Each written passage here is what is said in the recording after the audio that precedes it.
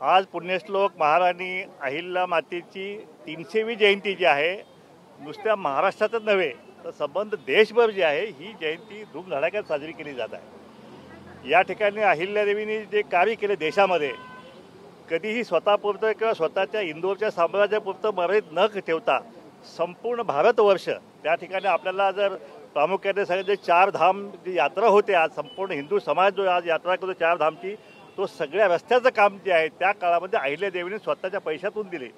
त्याचप्रमाणे संपूर्ण देशभर त्यांनी धर्मशाळा बांधल्या, मठ बांधले, आश्रम बांधले, पाण्यासाठी बाराव बांधले। कुठलाही दुष्काळ आज पण एकही बाराव वाटलेला नाही। ही त्यांच्या कामाची पोचपावती आहे। जे 12 ज्योतिर्लिंग जे आहे, जे मुघलांच्या काळामध्ये ज्या आपल्या मंदिरांचा विध्वंस झाला होता, ती सगळी मंदिरे जी आहेत ती स्वतःच्या पैशातून जे आहेत त्यांनी जीर्णोद्धार केला। या 12 ज्योतिर्लिंग सगळ्यात महत्त्वाचं म्हणजे काशी विश्वेश्वर जे आहे, काशी विश्वेश्वराची प्रतिष्ठापना जी आहे ती त्यांनी स्वतः त्या ठिकाणी स्वतःच्या हाताने केली, स्वतः मंदिराचा जीर्णोद्धार केला। असं महान कार्य त्या मातेने केलं आहे। आज त्या जरी धनगर समाजात जरी जन्म त्यांचा झाला असला तरी संपूर्ण समाजासाठी त्यांनी काम केलं। आज त्यांचा समाज जो धनगर समाज जो आहे तो मात्र आज या ठिकाणी या लोकशाहीच्या राज्यामध्ये गेल्या स्वातंत्र्याच्या काळामध्ये वंचित आहे। आज मागासवर्गीयांच्या निधीवरती दिवसाभर डल्ला मारला जात आहे। अहिल्यादेवींना कसं वाटेल हे ऐकलं तर? ज्या गरीब जमातीसाठी जो निधी असतो तो सुद्धा हे राज्यकर्ते जे आहेत ते पळवत आहेत।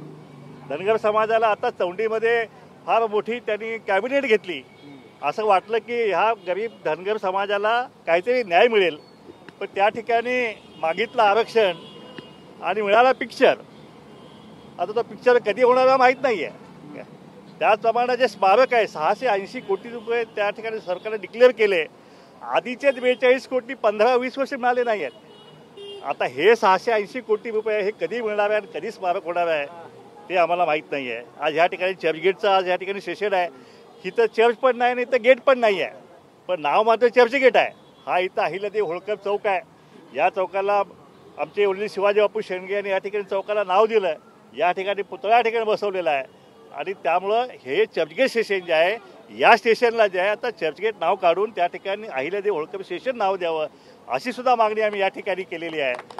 आणि धनगर समाजाचा एसटीचा आरक्षणाचा जो प्रश्न आहे, आजच्या जयंतीच्या निमित्तानं मी सरकारला सुबुद्धी देऊ अशी प्रार्थना करतो की पुन्हा एकदा आज मुख्यमंत्री त्या ठिकाणी चौंडीला आहेत, अहिल्यादेवींचं जन्मस्थान आहे, त्या ठिकाणी आज धनगर समाजाला काहीतरी न्याय मिळेल अशी अपेक्षा मी या सरकारकडून करतो। आणि पुन्हा एकदा अहिल्यादेवी जयंतीच्या शुभेच्छा समस्त भारतवर्षातील सगळ्या समाजाला या ठिकाणी मी देतो आणि थांबतो। जय हिंद, जय महाराज, जय मल्हार।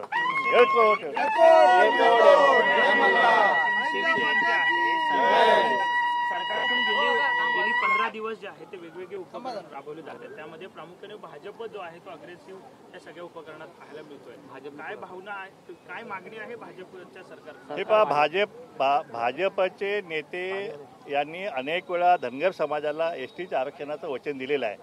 पहिल्या कॅबिनेटमध्ये आम्ही आरक्षण देऊ असा शब्द त्यांनी दिलेला आहे। आता शेकडो हजारो कॅबिनेट झालेले आहेत, इव्हन चौंडीमध्ये सुद्धा कॅबिनेट झाली।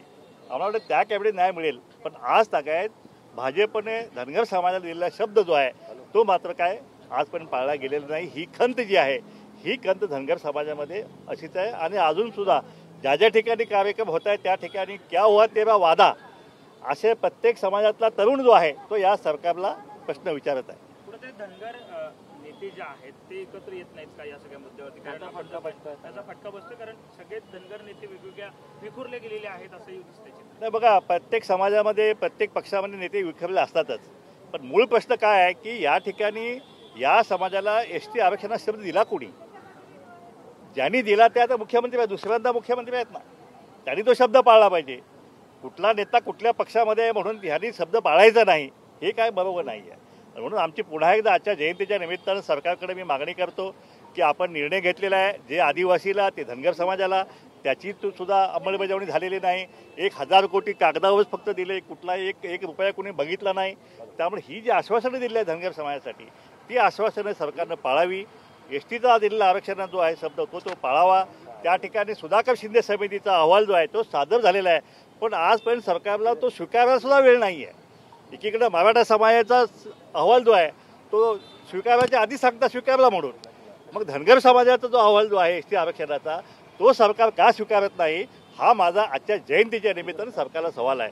त्यामुळे सरकार गंभीर आहे का हा माझा खरा प्रश्न आहे. आणि सरकारनं हे जर आरक्षण नाही दिलं तर येणाऱ्या काळामध्ये या सरकारला धनगर समाजाचा रोष मात्र नक्कीच रोषाला सामोरं जावं लागेल.